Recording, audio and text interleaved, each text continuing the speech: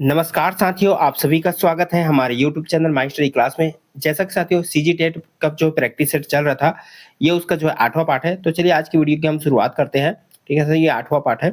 आज की वीडियो को हम शुरुआत करते हैं। अगर आप चैनल पर नए हो तो चैनल को सब्सक्राइब जरूर कीजिए, बेल आइकन जरूर दबाइए, जिससे आपको आने वाली सभी वीडियो का अपडेट बराबर मिलता रहेगा। ठीक है साथियों, अगर आप जो है इससे संबंधित पिछला पार्ट का वीडियो देखना चाहते हो तो आप हमारे जो है चैनल के जो प्लेलिस्ट में चले जाइए, जहाँ पर जो है सीजी टेट नाम से जो है प्लेलिस्ट बना है, वहां से आपको सारी वीडियो एक साथ देखने को मिल जाएगा। तो चलिए आज की वीडियो की हम शुरुआत करते हैं। तो देखते हैं आज का पहला प्रश्न, और पहला प्रश्न यहाँ पे है। यहाँ पे आप अच्छे से देख सकते हैं। आप प्रश्नों को और चारों ऑप्शन आप जरूर पढ़िएगा। यहाँ पे हम प्रश्न और आपको डायरेक्ट आंसर यहाँ पे बताते जाएंगे। पहला प्रश्न है, निम्न में से कौन सा बच्चे की सामाजिक मनोवैज्ञानिक आवश्यकताओं के साथ संबंध नहीं है? तो कौन सा? तो चारों ऑप्शन इसमें से आप जरूर देखे होंगे। तो इसका जो राइट आंसर है ऑप्शन सी, शरीर से अपशिष्ट पदार्थों का नियमित रूप से बाहर निकलना। ऑप्शन सी राइट आंसर हो जाएगा। अगला प्रश्न है, सबसे अधिक गहन और जटिल समाजीकरण होता है तो किसके दौरान? तो है किशोरावस्था के दौरान। ऑप्शन ए राइट आंसर हो जाएगा। अगला प्रश्न है, निम्नलिखित में से कौन सी संस्था सामाजिक परंपराओं के हस्तांतरण में सबसे अधिक योगदान करती है? तो कौन सी? तो है ऑप्शन ए परिवार। अगला प्रश्न है, समाज मिति तकनीक का प्रयोग किया जाता है तो किसमें? तो है ऑप्शन सी समाजीकरण की जांच में। ऑप्शन सी राइट आंसर हो जाएगा। अगला प्रश्न है, समाजीकरण वह प्रक्रिया है जिससे बच्चे और वयस्क सीखते हैं तो किससे सीखते हैं? तो है इन सभी से, यानी कि परिवार से सीखते हैं, विद्यालय से सीखते हैं, साथियों से सीखते हैं। ऑप्शन डी इसका राइट आंसर हो जाएगा। अगला है, सहयोगात्मक रणनीति की किस श्रेणी में महिलाएं निम्न में से संबंधित नहीं है? सहयोगात्मक जो है रणनीति की किस श्रेणी में महिलाएं निम्न में संबंधित नहीं होती है? तो है ऑप्शन बी प्रतिरोध। ऑप्शन बी राइट आंसर हो जाएगा। अगला प्रश्न है, एक शिक्षक विद्यार्थियों में सामाजिक मूल्यों को विकसित कर सकता है तो कैसे विकसित कर सकता है? तो आदर्श रूप से बर्ताव करके। ऑप्शन सी राइट आंसर हो जाएगा। अगला प्रश्न है, सामाजिक आर्थिक मुद्दों से जूझ रहे उन बच्चों को जिनकी प्रतिभा प्रभावित हो सकती है को खाली स्थान सहायता करता है। क्या सहायता करता है? तो ऑप्शन ए स्व अधिगम model. Option A right answer हो जाएगा। अगला प्रश्न है, शिक्षा के संदर्भ में समाजीकरण से तात्पर्य है तो क्या तात्पर्य है? तो सामाजिक वातावरण में जो है अनुकूलन और समायोजन। ऑप्शन डी राइट आंसर हो जाएगा इसका। अगला प्रश्न है, शिक्षकों को यह सलाह दी जाती है कि वे अपने शिक्षार्थियों को सामूहिक गतिविधियों में शामिल करें क्योंकि सीखने को सुगम बनाने के अतिरिक्त ये खाली स्थान में भी सहायता करती है। तो किस में सहायता करती है? तो ऑप्शन बी समाजीकरण में। ऑप्शन बी यहाँ पे राइट आंसर हो जाएगा। अगला प्रश्न है, तो ये सेम प्रश्न हो जाएगा। 10वां और 11वां जो यहाँ पे सेम है, जैसे कि आप पढ़ सकते हैं। चलिए अगला प्रश्न देखते हैं। जब कभी दो या अधिक व्यक्ति एक साथ मिलते हैं और एक दूसरे को प्रभावित करते हैं तो वे एक सामाजिक समूह का निर्माण करते हैं। यह कथन क्या है?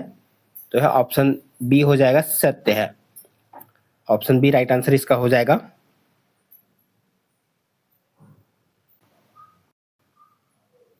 चलिए देखते हैं अगला प्रश्न। और अगला प्रश्न है, बच्चों के सामाजिक विकास में खाली स्थान का विशेष तो महत्व है तो किसका महत्व है विशेष? तो वह है ऑप्शन ए खेल का। ऑप्शन ए राइट आंसर हो जाएगा।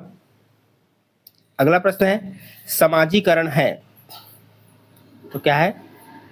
समाज के मानदंडों के साथ अनुकूलन। ऑप्शन डी इसका राइट आंसर हो जाएगा। अगला प्रश्न है, निम्न में से किसका मिलान उचित है? तो चारों ऑप्शन यहाँ पे अच्छे से देखिएगा, किसका मिलान उचित है? तो है ऑप्शन सी सामाजिक विकास वातावरण। ऑप्शन सी राइट आंसर हो जाएगा।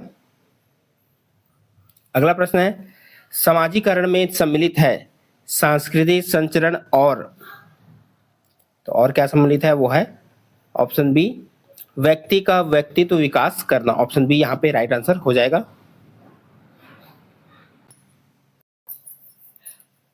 अगला प्रश्न है, कर्ट लेविन के अनुसार समूह में जो परिवर्तन होते हैं उन्हें क्या कहते हैं? समूह में जो परिवर्तन होते हैं उन्हें क्या कहते हैं?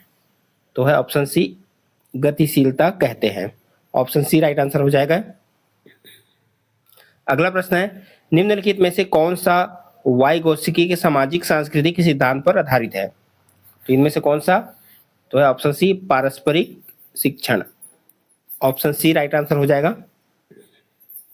अगला प्रश्न है, निम्न में से कौन सी समाजीकरण की निष्क्रिय एजेंसी है? तो कौन सा? तो है ऑप्शन डी सार्वजनिक पुस्तकालय। ऑप्शन डी इसका राइट आंसर हो जाएगा।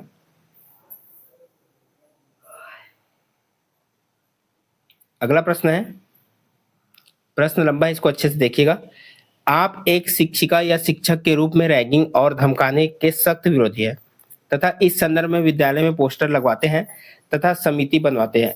आपसे जुड़ने वाले किशोर जो इस विचार के दृढ़ विश्वासी हैं, निम्नलिखित में से किस स्तर पर होंगे? तो इसका जो राइट आंसर हो जाएगा वो है ऑप्शन डी उत्तर पारंपरिक स्तर। ऑप्शन डी इसका राइट आंसर हो जाएगा। अगला प्रश्न है, निम्नलिखित में से कौन सा सूक्ष्म गतिक कौशल का उदाहरण है? इनमें से कौन सा जो है सूक्ष्म गतिक कौशल का उदाहरण है? तो है ऑप्शन डी लिखना।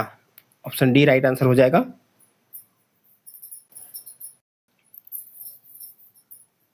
अगला प्रश्न है, मनोसामाजिक सिद्धांत निम्नलिखित में से किस पर बल देता है? तो किस पर बल देता है? तो है उद्यम के मुकाबले में हीनता स्तर पर। ऑप्शन डी इसका राइट आंसर हो जाएगा। अगला प्रश्न है, अल्बर्ट बंडूरा के सामाजिक अधिगम सिद्धांत के अनुसार निम्न में से कौन सा सही है? तो कौन सा सही है? यहाँ पे चारों ऑप्शन आप जरूर देखिएगा। तो है ऑप्शन बी ये सही है। बच्चों के सीखने के लिए प्रतिरूपण एक मुख्य तरीका है। ऑप्शन बी यहाँ पे सही है। अगला है, बच्चों को शाब्दिक या गैर शाब्दिक दंड देने का परिणाम क्या होता है? तो राइट आंसर है ऑप्शन डी उनके स्वयं के प्रति अवधारणा को नष्ट करना। ऑप्शन डी यहाँ पे राइट आंसर हो जाएगा। अगला है, निम्नलिखित में से कौन सा बच्चों के समाजीकरण के प्रगतिशील मॉडल के संदर्भ में सही नहीं है? तो कौन सा सही नहीं है? तो ऑप्शन बी बच्चे विद्यालय में बताई गई बातों को स्वीकार करते हैं चाहे उनकी सामाजिक पृष्ठभूमि कुछ भी हो। ऑप्शन बी यहाँ पे राइट आंसर हो जाएगा। ऑप्शन बी यहाँ पे सही नहीं है।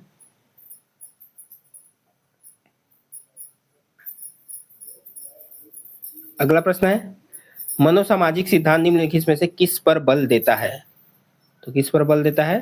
तो है उद्यम के मुकाबले में हीनता स्तर पर। ये प्रश्न पहले भी आया है। और 27वां नंबर प्रश्न यहाँ पे देख सकते हैं।